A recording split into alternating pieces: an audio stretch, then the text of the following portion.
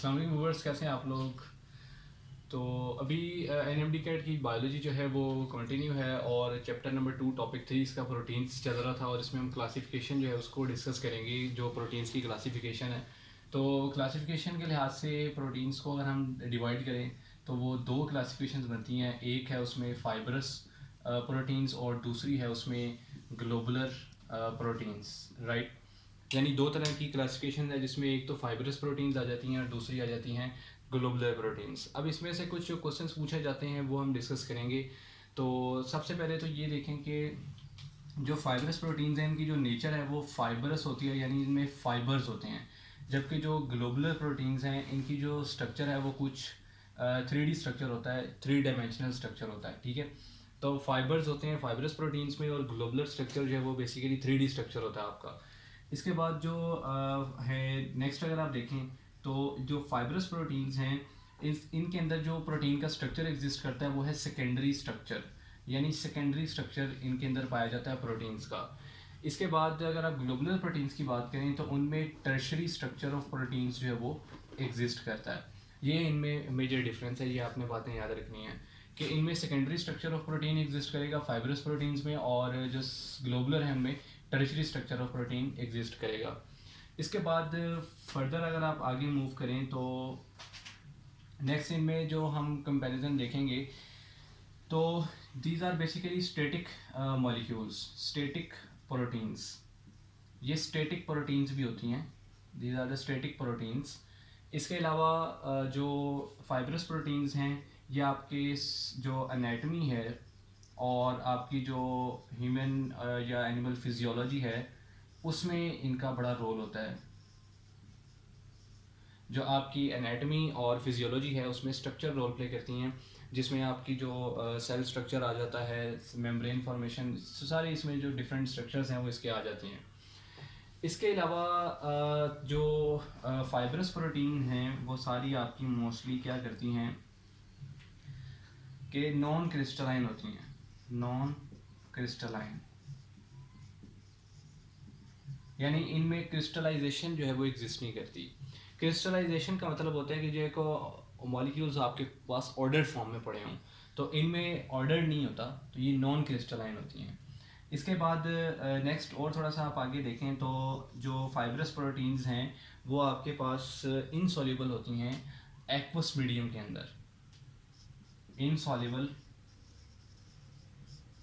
Insoluble होती हैं। जो आपका एक्वस मीडियम है, जो वाटरी मीडियम है, उसके अंदर ये इनसॉल्युबल होती हैं, राइट। इसकी एग्जांपल्स बहुत सारी हैं आपके पास, जैसे कि आपके जो हेयर्स हैं या आपके जो नेल्स हैं इनके अंदर जो कैरेटिन प्रोटीन है, ठीक है, वो फाइबरस प्रोटीन है।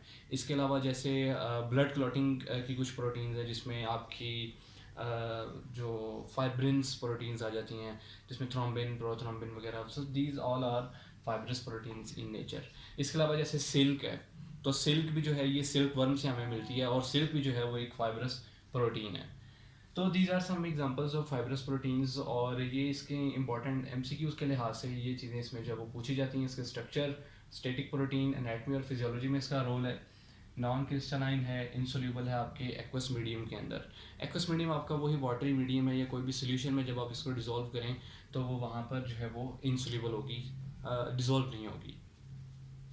इसके बाद एज कम्पेयर्ड अगर आप ग्लोबुलर प्रोटीन्स की बात करें तो वो 3D स्ट्रक्चर है उनका, and these are tertiary proteins mostly in nature, मतलब इनमें टर्शरी स्ट्रक्चर जो है वो एग्जिस्ट करता है। और एक बात मैं यहाँ पर बताता चलूँ कि जो फाइबरस प्रोटीन्स हैं इनके अंदर जो है वो 2 to 3 पॉलीपेप्टाइड चेन्स जो है वो ज़्यादा से ज़्यादा एग्जिस्ट करती हैं, ठीक है।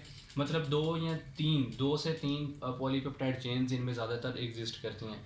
लेकिन जब आप बात करें ग्लोबुलर प्रोटीन्स की, तो ग्लोबुलर प्रोटीन्स जो हैं इसके अंदर मैनी पॉलीपेप्टाइड चेन्स, यानी कि बहुत सारी पॉलीपेप्टाइड चेन्स होती हैं, many polypeptide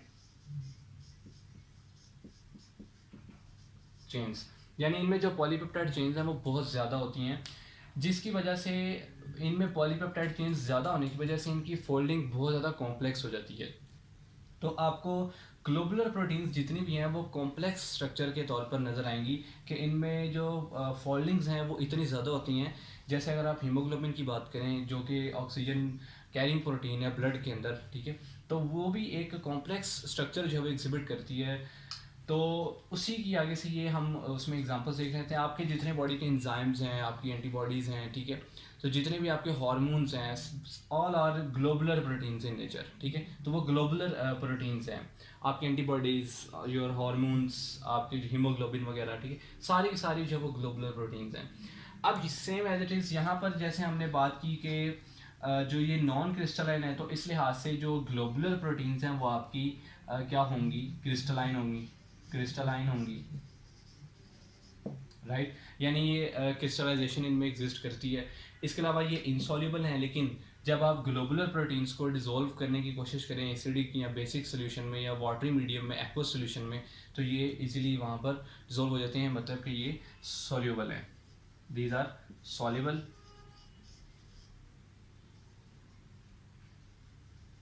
soluble in nature. तो ये सॉल्युबल हैं और ये इनसॉल्युबल हैं। इसके अलावा ग्लोबुलर प्रोटीन्स के मैंने आपको ऑलरेडी कुछ इनके बता दिया कि आप एंजाइम्स कंसीडर कर सकते हैं, हार्मोन्स, एंटीबायोटिक्स वगैरह जो है वो एंटीबॉडीज़ वगैरह वो आप कंसीडर कर सकते हैं ग्लोबुलर की कैटेगरी में। अब यहाँ पर थोड़ा सा आप देख रहे हैं कि जो फाइबरस प्रोटीन्स हैं उनमें फाइबर्स एग्जिस्ट कर रहे हैं, और फाइबर्स आपके जो है वो कुछ थ्रेड लाइक स्ट्रक्चर्स की तरह आपको ये प्रोटीन्स जो है वो शो होती हैं। जबकि ग्लोबुलर प्रोटीन्स की एक डायमेंशन होती है ख़ास, ठीक है, क्योंकि इनकी मनी पॉलीपेप्टाइड चेन्स की वजह से फोल्डिंग्स इस तरह की हुई होती हैं कि ये कॉम्प्लेक्स बिहेवियर शो कर रही होती हैं। सो डेट्स वाई हम इसको शो करते हैं कि ये हमारा 3D स्ट्रक्चर है और these are the fibrous proteins. तो इस इनकी जो नेचर है वो फाइबरी नेचर होगी कि वो फाइबर्स की फॉर्म में जो वो एग्जिस्ट करेंगी। और ये आपने बात याद रखनी है कि इसमें पॉलीपेप्टाइड चेन्स ज़्यादा होती हैं, जबकि इसके अंदर पॉलीपेप्टाइड चेन्स 2-3 या इसी रेंज में जब वो होती हैं, इससे ज़्यादा मज़ीद नहीं होती। तो ये इनमें एक मेजर क्लासिफिकेशन थी फाइबरस और ग्लोबुलर। याद रखें कि जो ये क्लासिफिकेशन हम कर रहे हैं फाइबरस और ग्लोबुलर प्रोटीन्स, ये क्लासिफिकेशन होती है स्ट्रक्चर के बेस पे। फंक्शन के बेस पे जब आप क्लासिफिकेशन करें तो फंक्शन के बेस पे तो बहुत सारी क्लासिफिकेशंस हो जाएंगी ना। जैसे आपके पास कुछ ऐसी प्रोटीन्स हैं जो ब्लड क्लॉट बना रही हैं, कुछ ऐसी प्रोटीन्स हैं जो आपके बायोकेमिकल रिएक्शंस को कैरी आउट कर रही हैं, कुछ ऐसी प्रोटीन्स हैं जो आपके सिग्नलिंग ट्रांसडक्शन पाथवेज को कैरी आउट कर रही हैं। तो डिफरेंट प्रोटीन्स हैं जो कि डिफरेंट रोल पे कर रही हैं, तो उस लिहाज से उनको क्लासीफाई करना फंक्शन के लिहाज से तो बहुत डिफिकल्ट है, लेकिन स्ट्रक्चर के लिहाज से हम उन्हें इस तरीके से जो वो क्लासीफाई कर सकते हैं। तो अगर पूछा जाए कि स्ट्रक्चरल क्लासिफिकेशन बताएं तो वो है फाइबरस और ग्लोबुलर प्रोटीन्स इन नेचर। तो ये हमारा टॉपिक था क्लासिफिकेशन का, और नेक्स्ट टॉपिक जो है उसमें हम डिस्कस करेंगे जो हमारी नेक्स्ट जो डीएनए का टॉपिक होगा, न्यूक्लिक एसिड का नेक्स्ट टॉपिक, उसको हम बाद में डिस्कस करेंगे। ओके, अल्लाह हाफिज़।